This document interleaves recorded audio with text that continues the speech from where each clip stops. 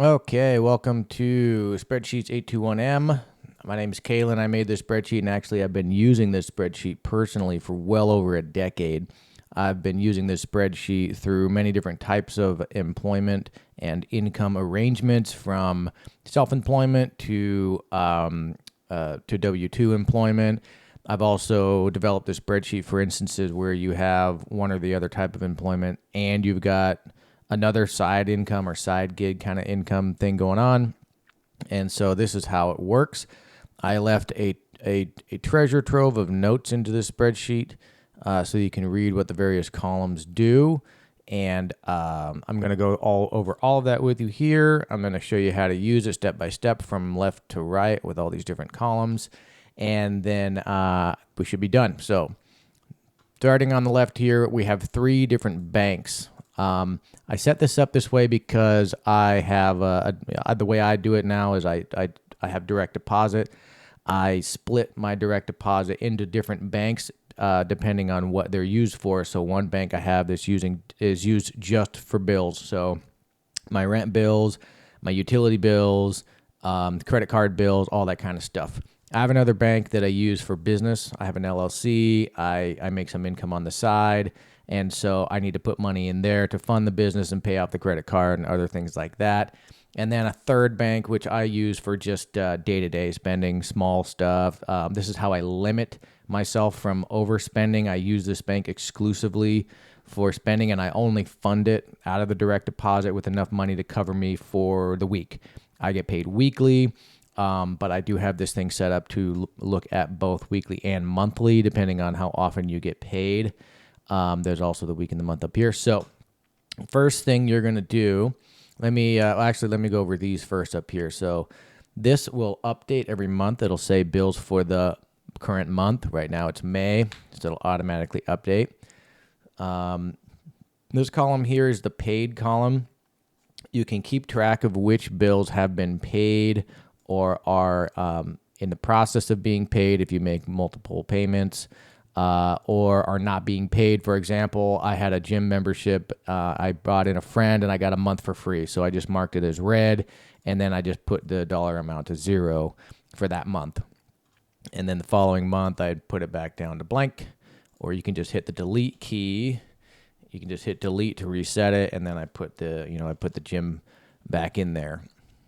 Percentage of net. So if you want to keep track of how much of your total your net monthly income is being consumed by particular bills, that's what this column is for. I did this namely to see how much my rent was eating up in my net monthly income, but I went ahead and just did it for all the bills in case anyone wants to ever see what that is.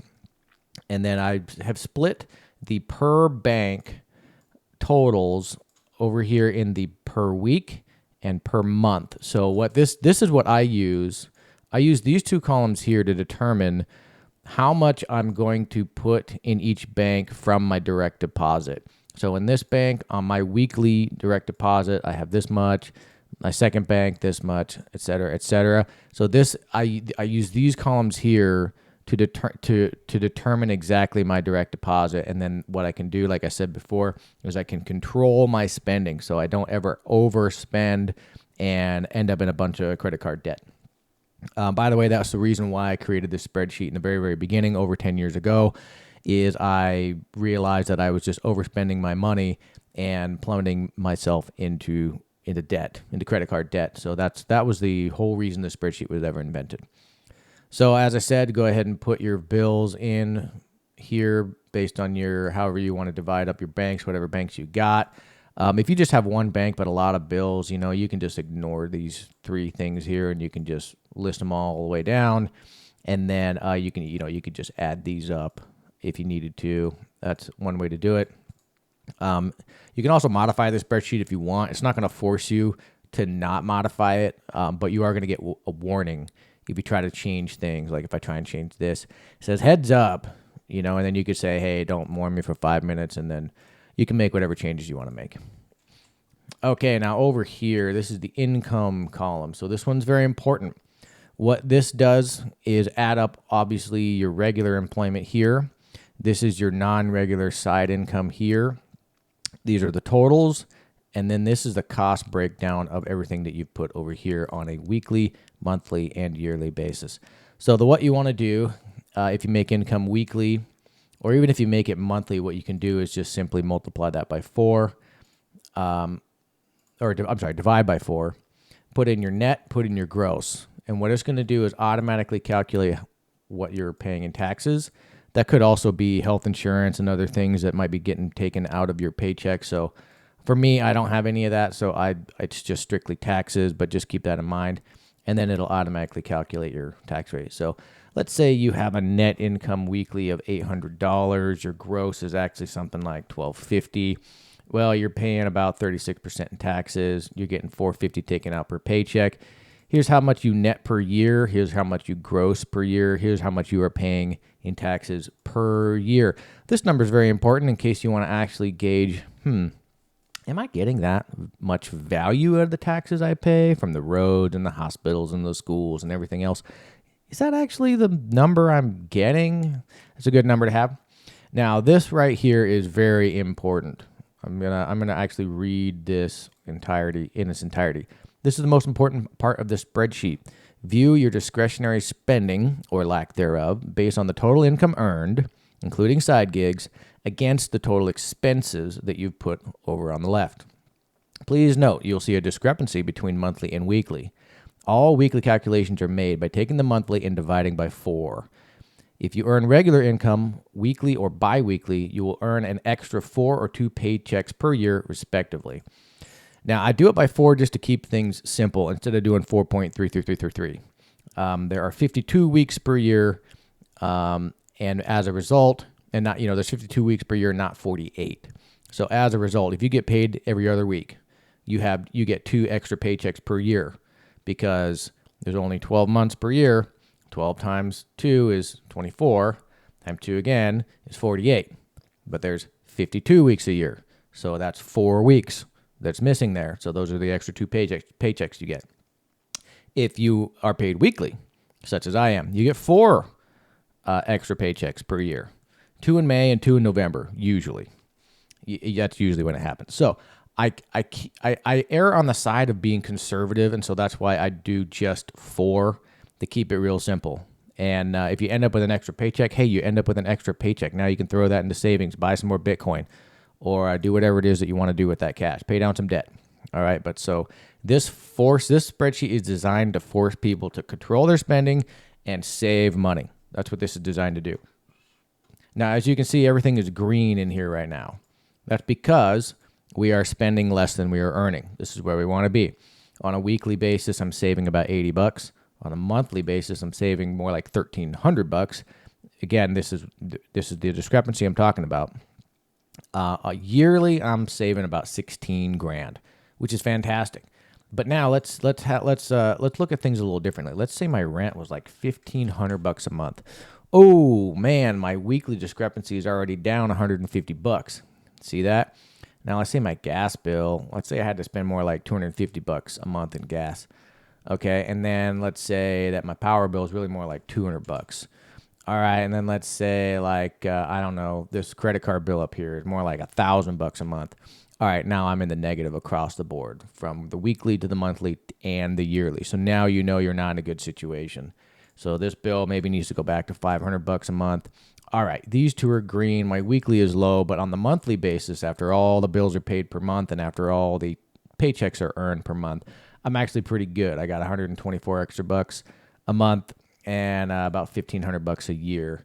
And I still got my savings in here. I still got my credit card payments in here, and whatever else it is that you got on your bills list. But then let's say you get a side gig, and per week you're making another, I don't know, $250 a week, right? Oh, I'm sorry. You got to do this by the month. So let's say I got another $250 a month there. All right, that's great. I got another gig. I'm making $500 a month on this side. Okay, great.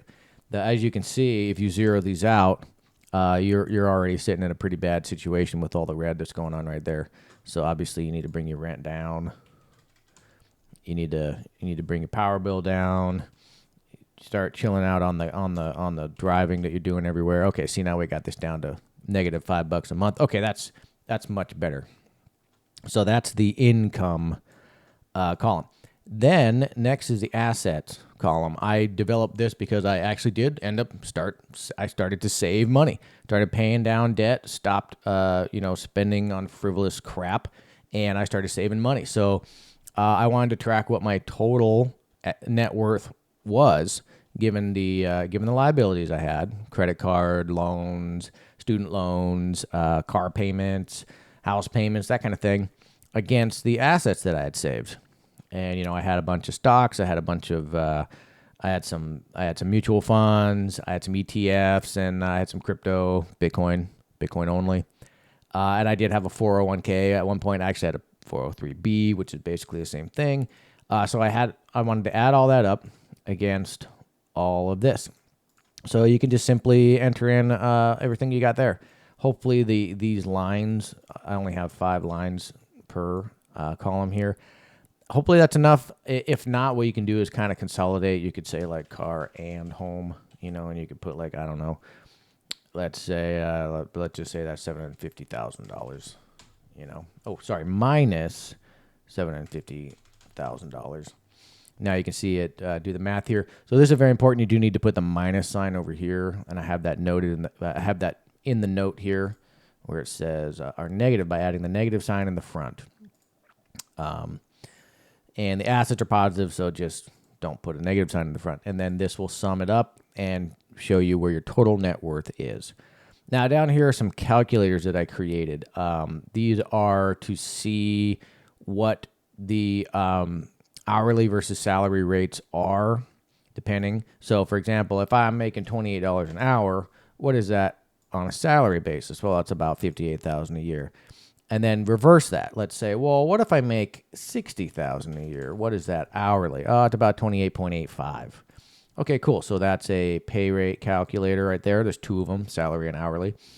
And then I've got the cost burden calculator. So this is to know what the minimum salary is that's necessary, given an expected tax rate. That's what the ETR stands, expected tax rate, given the rent of a particular area, like Sandersville, Georgia, and your cost burden rate. So this is to say, I want to spend no more than 33% of my income in rent given this tax rate. What's the minimum amount that I need to make?